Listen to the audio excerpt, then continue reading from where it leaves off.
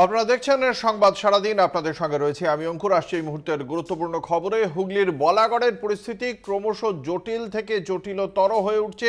এবার হুগলির বলাগড়ের তৃণমূল কংগ্রেসের বিধায়ক মনোরঞ্জন ব্যাপারীর বিরুদ্ধে থানায় অভিযোগ দায়ের করলেন যুব তৃণমূল নেত্রী রুনা খাতুন। তার অভিযোগ, সোশ্যাল মিডিয়ায় পোস্ট করে আপত্তিকর শব্দবন্ধ ব্যবহার করেছেন মনোরঞ্জন ব্যাপারী। যদিও তারপরেই সেই পোস্ট মুছে দেন এবং তারপরে সেই পোস্ট করার জন্য ভুল করেছেন জানিয়ে ক্ষমাপ্রার্থী মনোরঞ্জন ব্যাপারী। কিন্তু এই বিষয়টি নিয়েই রুনা খাতুন তিনি থানায় অভিযোগ দায়ের করেছেন এবং তিনি নিরাপত্তার অভাব বোধ করছেন বলেও জানিয়েছেন।